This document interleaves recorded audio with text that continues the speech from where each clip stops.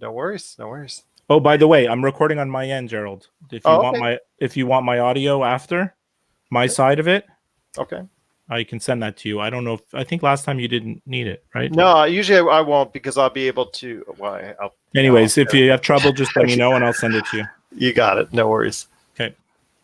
All right, and we're back with Inside Sports Fantasy Football. It's Gerald Glassford from Pop Culture Cosmos, Inside Sports Fantasy Football, and the Lakers Fast Break podcast. Welcoming you to another great edition of our show. But I'll tell you what, it's a great edition indeed because I've got a special guest for us. He is someone who's been admiring what we do now for quite some time. He's been on my Pop Culture Cosmos shows before, and I've just been dying to get him back on this show to get his perspective on the fantasy football scene. If you have not heard his podcast yet, shame on you because the Josh and Skip podcast is something. Sorry, Skip and Josh. Oh, sorry, Skip and Josh. See, I always see my co-host is Pop Culture Cosmos, I know is Josh, so I've got Josh on the brain. Skip and Josh podcast, which I've heard many times before. You got to hear it on every major podcast outlet for covering a much broader spectrum of the sports scene. I mean, they go over basketball, hockey. I've seen auto racing. I've seen baseball. I've seen the whole gambit of sports right there for you. It's all in one place. It's the Skip and Josh podcast. I want to make sure I got that right this time. Mm-hmm. It is Skip Sherman. And Skip, I'm just so thankful that you are on the program today. I'm so happy to be back, Gerald. It's great to talk to you. Yeah. We're always never lining up on when we can get on as far as the Pop Culture Cosmos and all that, but I'm glad you could be on for this show. Tell you what, it's just so awesome for you to be here. And it is winding down as far as we're now over the hump as far as the halfway point in the fantasy football season. We're getting closer and closer to the playoffs. So I wanted to bring you in with a fresh perspective for our listeners on exactly what you think needs to be done with the drive, the playoff push, the things of that nature, plus also some other thoughts as well. But I will start with that. I mean, we are getting closer to the fantasy football playoffs. Teams that are either on the fringe, right, out of the playoff running, but can still make it. And then, of course, those teams that are dominating or doing very well in their league that need to maybe just keep or try and go ahead and get better playoff positioning.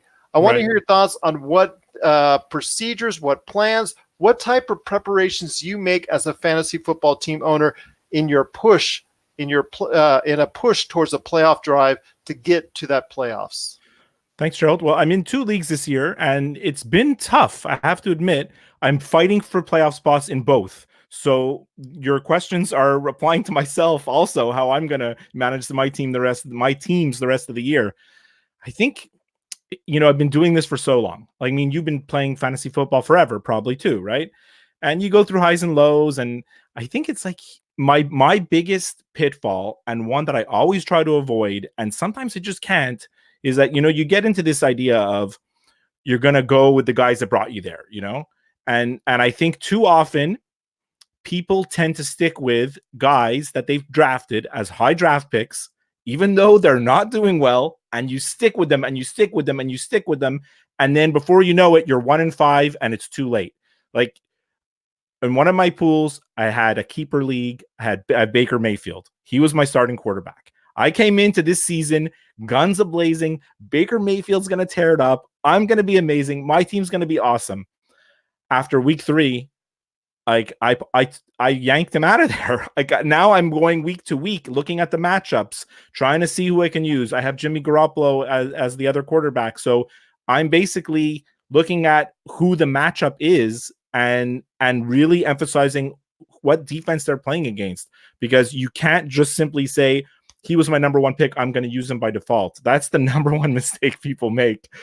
You really have to look at the matchups, look at the defenses that they're playing against, look at the past defenses that your quarterbacks are facing, the trends also. I mean, football's highs and lows. You have to look at your players and see, like, what's trending. Are they suddenly not handing the ball off to your running back anymore because they found some other sparkly running back and they're splitting the load? Don't just assume, I have Todd Gurley, he's going to get all the carries. That's not always going to happen every week, right? Absolutely. I mean, it's been a situation where, especially with the Los Angeles Rams, where one week they are heavy on their wide receivers. 1 week it's Malcolm Brown, and then Yeah. 1 week it's Todd Gurley showing the form that he did maybe a season or two ago. You never know what you're going to get out of the Los Angeles Rams this year. It's been very unpredictable, but you're right. I mean, Todd Gurley is favored to do very well this weekend, but it's certainly not a guarantee. You don't know if he's going to get the carries. Like it always, what's happening with the Rams this year is that they're so unpredictable fantasy wise. I mean, and they remind me so much. I mean, every year you could never pick. And I made the mistake this year because I thought it was going to be different. I took Sony Michel, and you don't know what's going to happen with New England Patriots running backs, right? Because 1 week they'll give a guy 20 carries, and then you think, yeah, Sony Michel, he got a touchdown, he got 85 yards, he's going to be their guy. And then the next week he gets 3 carries, and you're dead, right? So like those kind of things could really make or break. So usually I try to stay away from those situations because you just can't know unless you're have inside information with a coach. So you really have to just pay attention to matchups and trends and try to get your guys in the lineup at the right time. And then the other thing, which is the most important thing, like you're asking me, like, what's the most important thing heading down the stretch? Depending on how your league is set up, I have one league where you got to use like waiver wire bucks to pick up guys. I have other leagues. I'm in another league that's like unlimited, but you have to be active on picking up guys from week to week. Don't sit on your laurels. Don't just say, this is my guy, this is my team, I'm going to go with them. You always have to have an eye on who's out there that can do better than the guy I started last week. And this goes so much for kickers and defenses, because kickers and defenses will make or break your team. Take it for granted. You assume they're all the same, but if you had the New England Patriots defense in week 1 to 6, you won all your games, Absolutely. I couldn't agree with you more on that, especially your assessment about how people, including myself, it's natural, it's human nature, are reliant on, okay, I picked this guy high, so I must justify my pick and keep him on 2-3 weeks after he's been already proven to be an ineffective player. Yeah. I mean, I fell into that trap myself so many times over the years that I had to get off the Baker Mayfield train after week 3. And when I sort of read the tea leaves and said, there's something wrong here, and it's just getting worse actually for them. It's a bit of a mess in Cleveland. It is, and it's definitely something I need to discuss further down the line, because it's a bit larger issue for his career going forward. Mm-hmm. Can it be recycled to the point where he can be an effective quarterback to the point where he was once thought of being? Because I think a lot of individuals out there, a lot of experts had earmarked him, especially fantasy football team owners. A lot of fantasy football team owners were expecting him to reach that upper echelon, that top 3, top 5 quarterback status. And not just him. How many people picked Baker, Odell Beckham, Landry, Chubb? All those Cleveland Brown players were so highly rated. And because Baker, I don't know if we can't just blame it on Baker. I mean, it could be a bigger thing. The coaching, play calling, something's not working there, and it's kind of affecting all of them, right? I'm surprised I haven't heard more from OBJ. That's all I'll say. Well, he looked pretty crazy on the sidelines this past week. I think it's just a matter of time before he starts, proposing to kicking tees and stuff like he was doing. I don't know. Like he looked pretty crazy on the sidelines. I think he's about to explode. He looks like it. We have a comment in from Dan.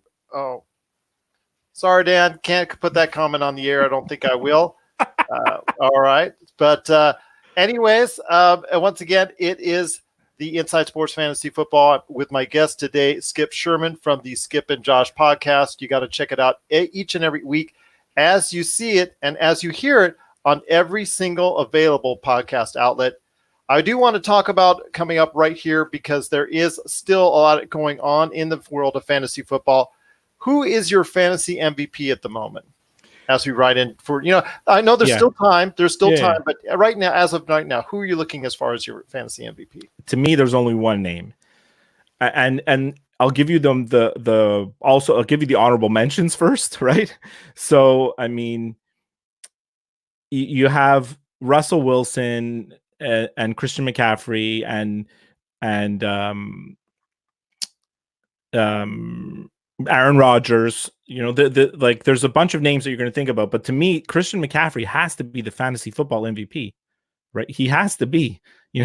I understand Russell Wilson is putting up crazy stats. So is Lamar Jackson. So is Rodgers.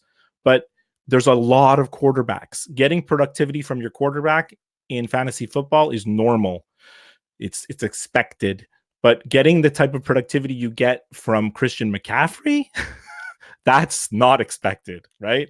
So he has to be the fantasy football MVP. I don't think maybe he's the regular season MVP in real football. I don't know. Maybe he is. But in fantasy football, for sure, he has to be. I agree with you. In fact, a lot of other individuals, almost every guest to a T that I have asked that question have mentioned the same name, Christian McCaffrey. It's even in those games where he's not had the kind of yardage you're expecting, he's still scoring touchdowns. And that's the key. He's still getting into the end zone. And it's that type of scoring mentality that's really putting him over the top for people who have him on their fantasy football team. So it's a great thing to see. It's great to see this, this group effort as far as this group decision making right here when it concerns Christian McCaffrey, because it looks like it definitely is a consensus out there that he is the MVP for fantasy football right now. Russell Wilson may be the MVP in real football. That I could get behind. Even Lamar Jackson. But fantasy, I mean, especially if you're in a PPR league, oh my Lord. I mean, he's unstoppable, no? Absolutely. Right now he is, that's for sure. As long as he doesn't get injured, because I know the earlier part of his career and his college career was, having a lot of those injuries, but he's been able to stay on the field, and that's a great thing for fantasy football owners in his drive towards what could possibly be a great fantasy football year that could end up being an MVP worthy performance. And it's looking more like that at this point in time. Right. Well, I want to hit you up with one more question on today's program, and that is this, my friend. You mentioned that keeper leagues before in the past, and this is something that we haven't talked about too much on the show, is players that you need to be looking forward to as far as holding on in your keeper leagues. Sometimes they're easy, like Christian McCaffrey. That's a no-brainer. Sometimes like Russell Wilson and Lamar Jackson and Patrick Mahomes, the list is there of the qualified players that you're just going to keep them regardless. But what are maybe 3 young players out there, or rookies, or people players in their first, second, or third year that are must to retain in your keeper leagues that maybe not everybody is thinking about? Well, I mean, Josh Jacobs of the Raiders was top on my list. He was the first name that came to mind, when you think about this question. The Raiders seem to be, they're exceeding all expectations, first of all. They seem to be up and coming. If they're already like at 500 this year, who knows what could happen next year? And the offense seems to be centering around him. So I think he could be another one of these feature backs, like the guy who's going to get all the touches, right? I agree with you on that. That's as long as that's the case with John Gruden. John Gruden does fall in love with certain players. We've seen that before in the past, in recent, and also back when he was coaching before. So that's something that could be the case going forward, especially as they move to Vegas and all that. I know a lot of people are excited here about having them come over to this city and all that. So Josh Jacobs could be a key part of that transition, and some good things going forward for the rest of the season for, their time left in Oakland. So, for this season, and also for fantasy football players. So if he keeps producing at the level that he's at, are there 2 more players that you have in mind? Well, I mean, the obvious one is Kyler Murray. Like, it depends on where you picked him in your draft. Some keeper leagues require, you have to keep him at a lower pick than what you had. To me, I think he's, no matter how much Arizona struggles and how much he kind of looks a little bit out of his league, he's still going to put up numbers, right? But because he's a quarterback, it's not a no-brainer to pick him. And the other name that I had is a player that I really, really like is DK Metcalf on Seattle. He seems to be becoming a little bit of a favorite of Russell Wilson, and Seattle is this team that's like, they always seem to have receivers that no one ever heard of that all of a sudden put up stats, right? So as long as they can stay healthy, because I know that's been a problem in Seattle as well. Yeah. And don't forget, there's a couple of other names that I had.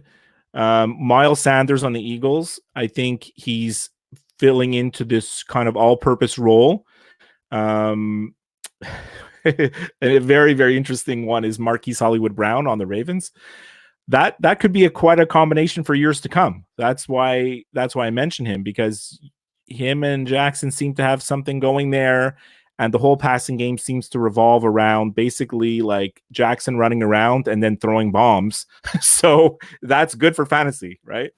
Either that or he's throwing short to Mark Andrews, who's getting a lot of yardage. Exactly. Yeah, exactly. So he's one of the few tight ends that's really standing out this season. So I agree with you on that. I mean, if you're able to, especially if you have Brown and Jackson on your team and you're in a keeper league, I would seriously think about keeping both for another season.